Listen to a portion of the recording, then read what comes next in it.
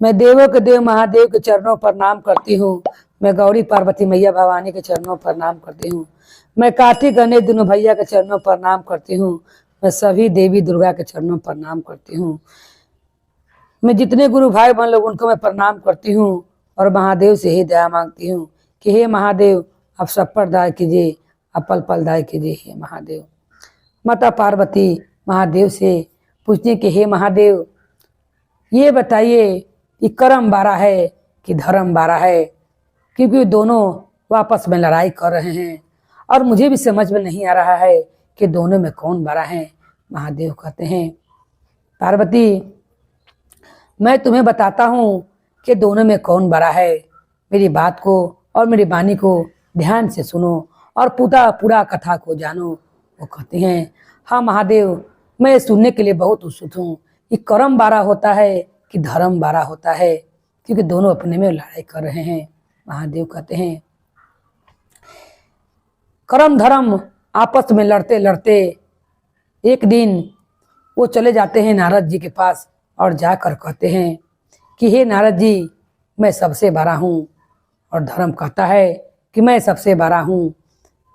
उतने में नारद जी कहते हैं कि इसका फैसला मैं नहीं कर सकता हूँ। महादेव कहते हैं माता पार्वती से कि वो कहते हैं कि मैं इसका फैसला नहीं कर सकता हूँ, नारायण के पास चलिए। नारायण के पास जाते हैं। नारायण कहते हैं मैं भी इसके बारे में नहीं बताऊंगा, बृहस्पति बार के पास चलिए। बृहस्पति देव के पास जाते हैं।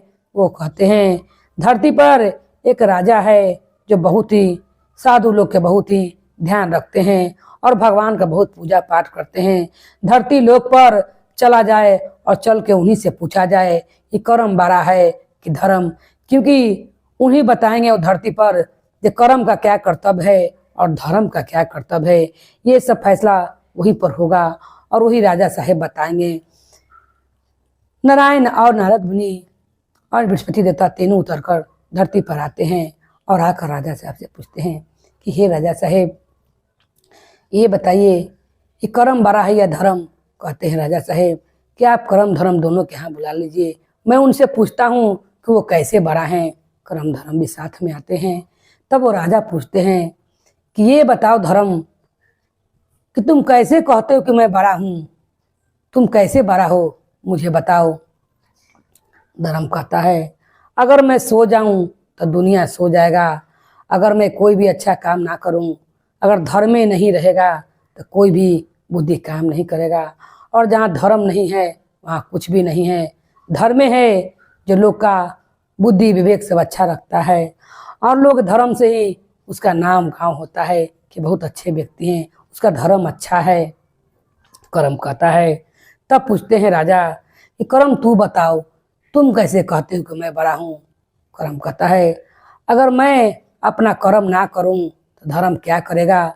मेरा कर्म ऐसे कि मैं कर्म करता हूँ तो लोग कहते हैं कि कर्म बहुत अच्छा है। तब कहते हैं राजा साहेब कि तो झगड़ा सुलझे वाला नहीं है, मैं अभी इसका फैसला कर देता हूँ जो कौन बड़ा है।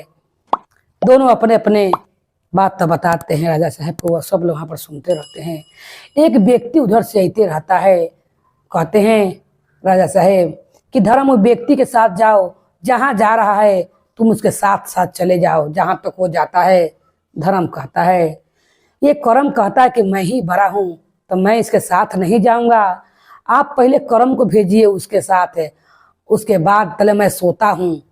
कर्म ये कहकर सो जाता है धर्म, और कर्म उस व्यक्ति के साथ जाता है और पूछता है कि तुम कहाँ जा रहे हो। वो व्यक्ति कहता है कि मैं अपने गुरु के पास जा रहा हूँ, वो गुरु से भेंट के लिए मुझे बहुत दिन हो गया है, मैं अपने गुरु से भेंट करने जा रहा हूँ। कर्म कहता है, वो व्यक्ति पूछता है कि आप कौन है। तो कर्म कहता है कि मैं तुम्हारा कर्म हूँ, मैं तुम्हारे साथ चल रहा हूँ, चलो अपने गुरु के पास। ये सुनकर वो व्यक्ति बहुत प्रसन्न होता है।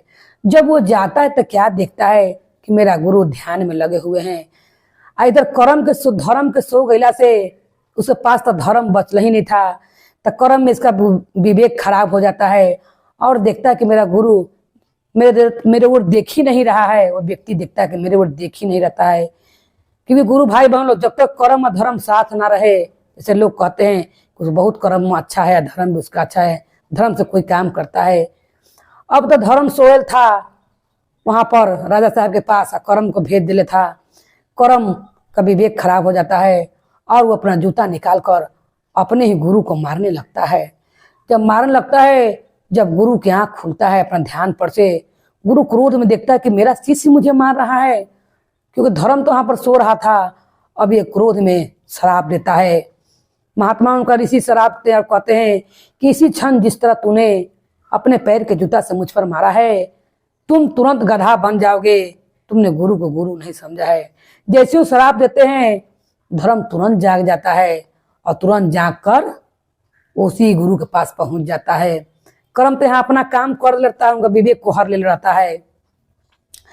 जैसे लोग कहते हैं यार कर्म के फल है, जैसे कर्म किया है वैसे फल पा रहा है। अगर धर्म ना रहे तो कर्म के फल से आदमी वंचित हो जाता है। अब धर्म जब वहां पहुंचता है तब वो गुरु को अफसोस होने लगता है कि मैंने तो बहुत गलती कार्य कर दिया है, कि अपने शिष्य को मैंने श्राप दिया है। ये शिष्य मेरा बहुत अच्छा था। अब ये शिष्य जब गधा बने तो सोचता है कि मेरा विवेक खराब हो गया था कि मैंने अपना गुरु को जूता से मारा है, और वो गधा बनकर अपने घर की ओर चल देता है। जब घर की ओर चलता है, उसकी पत्नी बहुत अच्छी रहती है, भगवान के भक्त रहती है। उसे मालूम हो जाता है, वो महादेव के भक्त रहती है कि मेरा पति मेरे द्वार पर आ रहा है, और अपने पति को गधे के रूप में पहचान लेती है। पति कहता है, वो कहती कहाँ से गधा आ गया? फिर वो कहती कि मेरा पति है। जब बोलता है कि मैं हूँ, वो कहते स्वामी आप कैसे गधे बन गए मुझे बताएं। वो सारा कहानी बताता है, और उसकी पत्नी अपने उसके गुरु के पास वो गधे को लेकर जाती है और कहती है, हे गुरुजी आपने क्या किया? आपने श्राप को मेरा पति को गधा बना दिया, आप इनको श्राप से मुक्त कीजिए।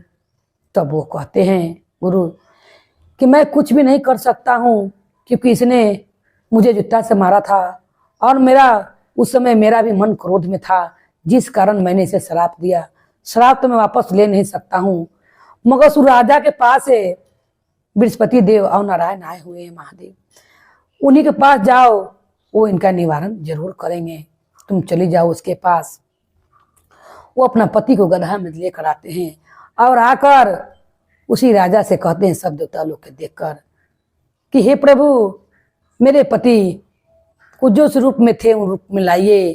तब कहते हैं धर्म कि ये बताइए कि मैंने के एक ही सुतला में एक बार में मैंने सुता तो इंसान गधा बन गया, ये अब बताइए ये कर्म बड़ा है कि धर्म?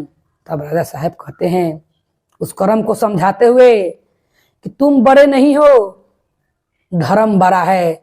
अगर आदमी के पास धर्म ना हो तो आदमी सही कहता है कि जैसा कर्म किया वैसा फल भोग रहा है। इसीलिए गुरु भाई बहन लोग, कर्म बड़ा नहीं धर्म बड़ा है। धर्म तनी मनी सो गया और कर्म के कहते ही उसका बुद्धि के विवेक खोने के कारण वो अपना गुरु पर ही हाथ उठा दिया और धर्म तुरंत जागा, फिर उसका बुद्धि विवेक ठीक हो गया। इसलिए इंसान के धर्म बहुत ही काम आता है। अगर धर्म है, अपना धर्म से अगर सास ससुर के भी माता पिता मानता है तो लोग कहते हैं कि मेरे माता पिता धर्म के माता पिता हैं। ये बात हमेशा सुने होंगे आप लोग कि जैसा करनी कर रहा है कर्म वैसा इसका फल मिलेगा। तो कर्म बड़ा नहीं धर्म बड़ा होता है। सब देवता लोग ये बात समझाकर और नारायण भगवान फिर महादेव से फिर मनुष्य बना देते हैं और कहते हैं कि सब तुम्हारे पति को ऐसा क्यों किया गया है, ये दोनों के रास्ते पर लाने के लिए। ये दोनों को समझ आ गया है कि कर्म से बड़ा धर्म है। अब दोनों कभी भी लड़ाई नहीं करना और आपस में मिलजुल कर रहना। दोनों मिलजुल कर कर्म धर्म रहने लगते हैं और सब देव लोग फिर अपना वैकुंठ में चल जाते हैं। बोले हर हर महादेव की जय, गौरी पार्वती मैया भवानी की जय, भैरव भैया की जय, हर हर महादेव की जय।